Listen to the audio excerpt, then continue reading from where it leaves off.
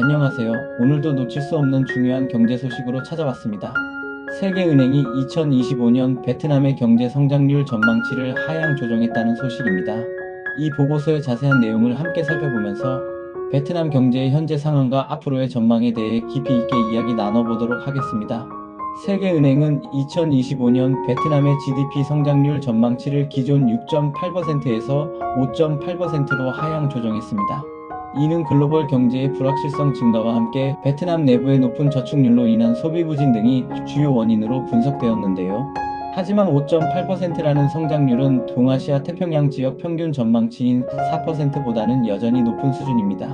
돌아보면 2024년 베트남 경제는 괄목할 만한 회복세를 보였습니다. 상품 및 서비스 수출은 무려 15.5%나 증가했으며 부동산 시장 역시 주택담보대출 금리 매력과 신규 주택 공급 회복 조짐을 보이며 살아나는 듯한 모습을 보였습니다.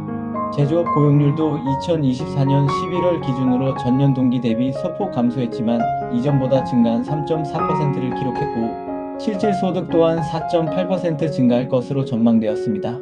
하지만 소비 측면에서는 2024년 저축률이 37.2%에 달하면서 소비 증가를 제한하는 요인으로 작용하고 있다는 분석입니다. 높은 저축률은 미래를 위한 대비라는 긍정적인 측면도 있지만 현재의 소비를 위축시켜 경제 성장에는 부정적인 영향을 미칠 수 있습니다. 앞으로 베트남 경제가 지속적인 성장을 이루기 위해서는 넘어야 할 위험 요인들도 존재합니다. 베트남의 총 수출입액은 GDP의 약 170%를 차지할 정도로 글로벌 무역 변동성에 매우 민감한 구조입니다. 주요 수출 시장인 미국과 주요 수입원인 중국의 경제 상황 변화는 베트남 경제에 큰 영향을 미칠 수 있습니다. 또한 소비자 신뢰도 하락으로 인한 지출 약화, 공공투자 지출 둔화 가능성, 그리고 무역 정책 변화나 글로벌 경제 성장 둔화, 정책 불확실성과 같은 외부 요인들도 성장의 발목을 잡을 수 있습니다. 빈곤율 전망을 살펴보면 세계은행은 1일 3.65달러 기준으로 2024년 3.8%, 2025년 3.6%로 소폭 감소할 것으로 예상하고 있습니다.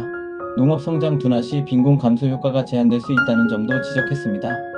이러한 상황 속에서 세계은행은 베트남 경제의 지속적인 성장을 위해 몇 가지 중요한 권고를 제시했습니다. 먼저 인프라 병목 현상 해소를 위한 공공투자 확대를 강조했습니다. 낙후된 인프라는 경제 성장에 큰 걸림돌이 될 수 있기 때문입니다. 또한 재정적 위험을 철저히 통제하고 경제 전반의 효율성을 높이기 위한 구조적 개혁을 촉진해야 한다고 조언했습니다. 다행히 세계은행은 베트남의 중장기적인 성장 전망에 대해서는 긍정적인 입장을 유지하며 2026년에는 6.1%, 2027년에는 6.4%의 GDP 성장률을 기록할 것으로 예상했습니다.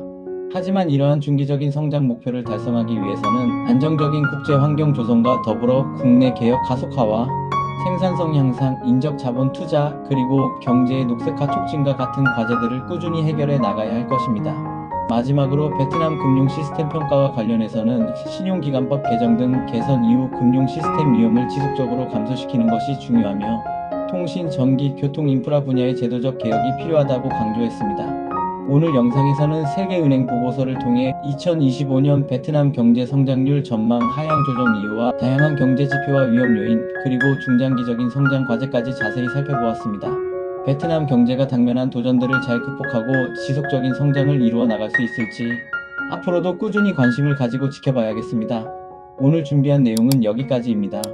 시청해주셔서 감사합니다.